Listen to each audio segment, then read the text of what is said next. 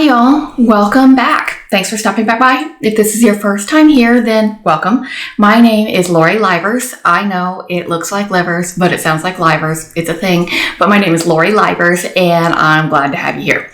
Today's video is all about the money you make in buy and hold rental properties without ever having to do a thing. It's the long-term money you make that you don't have to work for at all. So if that sounds interesting to you, please do hang out and let's get started. Just a little bit of a backstory. I got into buy and hold real estate for cash flow. I wanted to create the cash flow that I needed to live my life, but leave my 9-to-5 behind.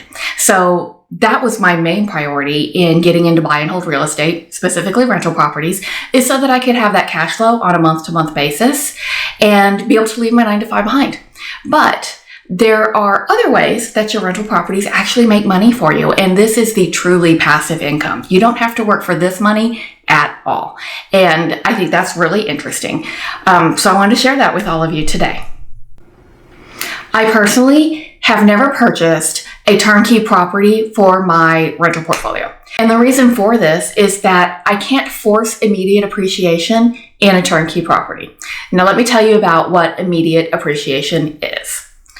When I buy a house that I'm going to add to my rental portfolio, it is a distressed property. It has had a lot of deferred maintenance. It is not uncommon for me to have to come into a property and redo everything from the foundation to the roof and all the way in between. Forced appreciation is the value you bring to the house that you did not pay for when you rehab the house. So let me give you an example of what forced appreciation is. Last Friday, I bought a house for $130,000. Now this house, after rehab value, is $192,500. It's a 3-bedroom, 1.5 bath, 2-car garage house. It is my bread and butter of my portfolio. These houses do really, really well for me. So I'm really excited to add this one to my portfolio. I paid $130,000 for the house, and this $130,000 house needs $32,500 worth of work. So that's not a little bit of work. Luckily for me, on this one, the foundation work has already been done, but everything between the foundation and the roof needs to be done. So I will link my rehab video right up here so that you can see how I set my rehab budget and how I determine what my rehab is going to look like, what I'm going to include, what I'm not going to include, and what I might have to cut to stay in budget. But anyway, back to forced appreciation. I bought this house for $130,000. I'm going to spend $32,500 rehabbing the house. So my hard money loan that I used to purchase this home and I'm using to finance the rehab is $162,500. Now, remember just a second ago when I told you my after rehab value was $192,500? That's what my house is worth after I do this $32,500 rehab. Just by purchasing this house for $130,000 and doing the rehab to it for $32,500, I am making $30,000. And that $30,000 is the difference between what the house is worth, what I could sell it for today if I wanted to, versus what I'm into it for. This forced appreciation, the money you make right up front just by doing the rehab and not doing anything else, that creates the value in the property, that creates dollars, real live dollars that are now part of your net worth, is the first way to make completely passive income in your buy and hold rental portfolio. Now, the second way that buy and hold rental properties bring value and increase your net worth that you don't have to work for at all is simply by time. Time passing in almost every case, not every single case, but most of the time simply passing on brings value to your buy and hold rental properties that you don't have to do any work for at all. And all this does is simply boil down to appreciation. So in 5 years, 8 years, it is not unreasonable at all to think this $192,000 house that I have today will be worth $220,000, $230,000 even.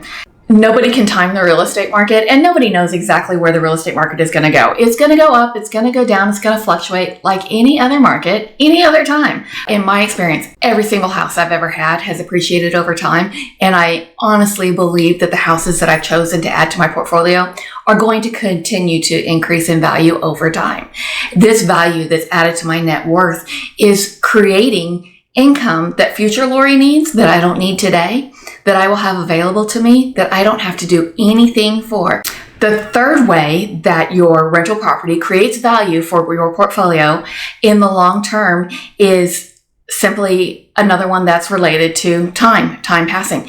Every single month when you make that mortgage payment that your tenant is paying, because your tenant's paying your rent and you're using that rent to pay down your mortgage, you are creating additional equity in that home that you can use in the future.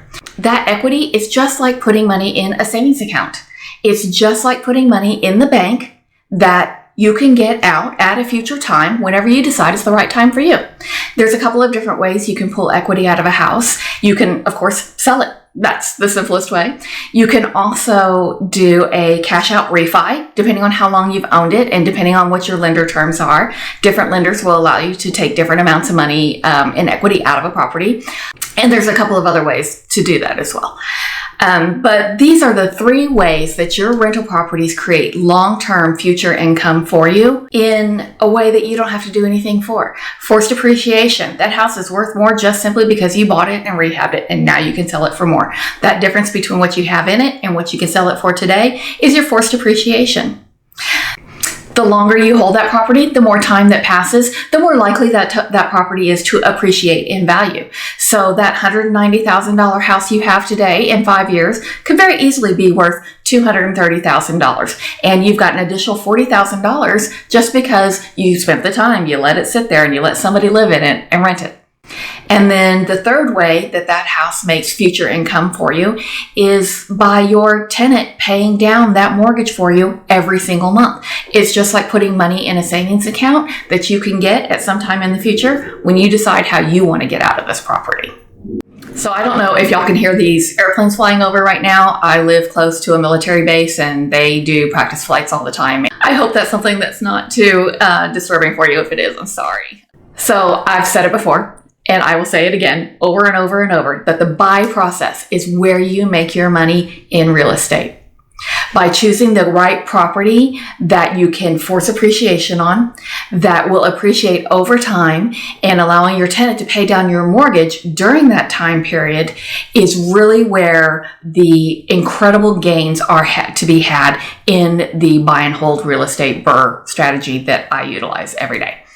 And if you haven't seen my buy video, I'm going to link it to this one. So right after this video, if you haven't seen my buy video, watch that video, because the buy process is where you make your money. It is where you're going to spend most of your time up front creating your portfolio. And it is the most critical piece of the BRRRR strategy. That buy is where it all starts. And if you don't do that part right, it's where it can all end real quick too. I hope this has been interesting for you today to learn a little bit about how not only you create cash flow with the BRRRR strategy, but you also create future wealth, money that you'll have available to you at some time in the future. Because for me, that's the really exciting part of using this strategy. I hope hearing a little bit more about how buy and hold real estate can change your world in so many different ways, not just the cash flow that you can have today to leave your 9-to-5 behind, but also the future wealth that building your portfolio can bring to you. It's super interesting for me. I love this stuff. And so I hope it's interesting for you as well. Please do hit that subscribe button and ring the bell so that you can be notified of all the new videos coming your way. And hit that thumbs up. I enjoy the time I spend with you, and I hope y'all enjoy the time you spend hanging out with me, and I'd love to see a thumbs up. Drop down into the comments and say hi. Let me know, have you done this yet? Have you purchased a home that you have found all this appreciation opportunity in? Or are you wondering more about how to find those properties? I have so much more information coming for you, and I can't wait to share all that with you. But until next time, bye y'all. I have personally never purchased a 10-key. There's my accountant world's coming back.